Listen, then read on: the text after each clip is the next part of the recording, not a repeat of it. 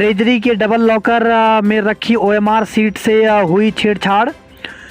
उत्तराखंड अधिसेवा चयन आयोग यूपी त्रिपाल एससी की वर्ष 2017-18 में हुई स्नातक स्तरीय भर्ती परीक्षा में एक और बड़ा खुलासा हुआ है। ट्रेजरी के डबल लॉकर में रखी ओएमआर सीट से छेड़छाड़ कर 84 अंक कर दिए गए, जिससे एक महिला अभ्यर्थी परीक्षा में टॉपर रही थी, जबकि ओएमआर सीट की डुप्लीकेट कॉपी में उसके सिर्फ 24 अंक थे। इस मामले का खुलासा पुलिस की विवेचना रिपोर्ट एफआर में हुआ है। अब यूपी ट्रिपल एससी के अध्यक्ष जीएस मर्तोलिया ने अपर मुख्य सचिव वित्त आनंद वर्धन को पत्र भेजकर इस मामले में कार्रवाई का आग्रह किया है। दरअसल 2017-18 में आयोग ने स्नातक स्तरीय भर्ती परीक्षा का परिणाम घोषित किया, जिसमें 84 अंक लेकर महिला अभ्यर्थी अंजू मेरिट में टॉपर आई थी, जबकि दूसरे स्थान पर रहे अभ्यर्थी के 78 अंक थे। दोनों के बीच 6 अंकों का अंतर होने पर आयोग को संदेह हुआ। आमतौर पर टॉपर एक दूसरे स्थान पर रहने वाले अभ्यर्थी के बीच 2 से 3 अंकों का ही अंतर होता है। आयोग ने महिला अभ्यर्थी के पूर्व में दी गई भर्ती परीक्षा का रिकॉर्ड देखा, जिसमें महिला अभ्यर्थी की परफॉर्मेंस बेहद खराब थी।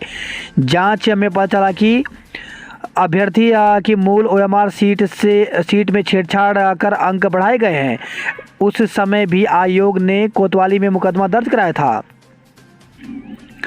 एलटी भर्ती परीक्षा को क्लीन चिट बाकी का खुलासा आज होगा। तो यूपी त्रिपाल एससी की एलटी भर्ती प्रक्रिया को हरी झंडी दे दी गई है। एलटी के लिए अभिलेख सत्यापन की रुकी हुई प्रक्रिया 9 जनवरी से फिर से शुरू की जा रही है। वहीं 7 अन्य परीक्षाओं को लेकर के आयोग ने शुक्रवार को स्थिति साफ करने की बात कही है। सूत्रों के अनुसार इसमें कुछ भर्तियों में गड़बड़ी के संकेत मिले हैं। आयोग ऐसी परीक्षा को निरस्त करने का निर्णय ले सकता है।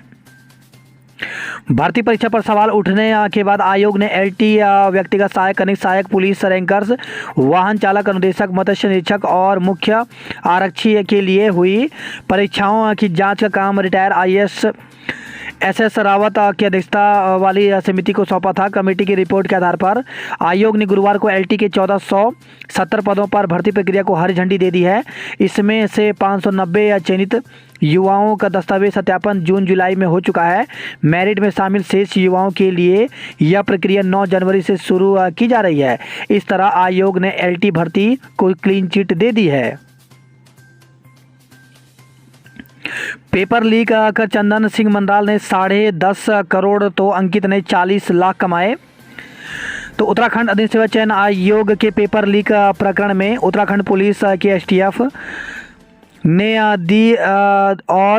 2 और गैंगस्टर की संपत्ति का आकलन कर लिया है। कुमाऊं के हाकम चंदन सिंह मंडराल ने वर्ष 2015 से अब तक 10.5 करोड़ रुपए कमाए। वहीं हाकम सिंह की खास गुर्गे अंकित रमोला ने करीब 40 लाख रुपए की संपत्ति अर्जित की। एसटीएफ का दावा है कि दोनों आरोपियों ने यह संपत्ति परीक्षा के पेपर लीक कर अर्जित की है। एसटीएफ ने मामले की रिपोर्ट जिलाधिकारी को जब्तीकरण के लिए भेज दी है। पीसीएस की मुख्य परीक्षा के प्रवेश पत्र 13 को होंगे अपलोड। उत्तराखंड लोक सेवा आयोग की ओर से 28 से 31 जनवरी के बीच होने वाली पीसीएस 2021 की मुख्य परीक्षा के लिए 13 जनवरी से प्रवेश पत्र अपलोड हो जाएंगे। आयोग के सचिव गिरधारी सिंह रावत की ओर से वेबसाइट पर सूचना अपलोड कर दी गई है। आयोग के सचिव गिरधारी सिंह रावत ने बताया कि पीसीएस 2021 की मुख्य परीक्षा 28 से 31 जनवरी के बीच आयोजित की जाएगी। आयोग ने रिजर्व बंदी रक्षक के 47 पदों पर निकाली भर्ती। उत्तराखंड लोक सेवा आयोग की ओर से रिजर्व बंदी रक्षक के 47 पदों पर भर्ती निकाली गई है। रिजर्व बंदी रक्षक के 47 पदों पर अभ्यर्थी अंतिम तिथि 18 जनवरी तक ऑनलाइन आवेदन कर सकते हैं। इससे पहले लोक सेवा आयोग की ओर से जिला बंदी रक्षक के 214 और महिला बंदी रक्षक के 24 पदों पर भर्ती निकाली गई थी। उत्तराखंड लोक सेवा आयोग के सचिव गिरधारी सिंह रावत ने इसकी पुष्टि की है। बताया कि रिजर्व बंदी रक्षक के पदों पर भर्ती जेल बंदी रक्षक भर्ती परीक्षा के लिए जारी किए गए नियमों के तहत की जाएगी। साक्षात्कार की तिथि बदली। तो उत्तराखंड लोक सेवा आयोग की ओर से 9 अभ्यर्थियों के अनुरोध पर उनकी सहायक अभियोजन अधिकारी परीक्षा की साक्षात्कार की तिथि बदल दी गई है। आयोग के सचिव गिरधारी सिंह रावत ने बताया कि इन 9 अभ्यर्थियों की साक्षात्कार परीक्षा अब 13 जनवरी को होगी। यूजीसी नेट परीक्षा 21 फरवरी से। तो सहायक प्रोफेसर के रूप में नियुक्ति मानदंडों के तहत राष्ट्रीय पात्रता परीक्षा नेट का आयोजन 21 फरवरी से 10 मार्च 2023 के 23 तक होगा। राष्ट्रीय परीक्षा एजेंसी ने गुरुवार को यह जानकारी दी है। वन दरोगा भर्ती में चयनितों ने मांगी नियुक्ति। तो वन दरोगा भर्ती मामले में जांच में हिला हवाली पर चयनित युवाओं ने असंतोष जताया। उन्होंने एसटीएफ से जांच में तेजी लाने व सरकार से नियुक्ति की मांग की है। गुरुवार को वन दरोगा भर्ती में उत्तीर्ण अभ्यर्थियों ने विधायक मयूख मेहर को ज्ञापन दिया। इस दौरान उन्होंने कहा कि वर्ष 2019 में वन दरोगा के 316 पदों पर भर्ती के लिए आवेदन निकाले थे। इसमें पूरे प्रदेश में 80,000 से अधिक युवा शामिल हुए।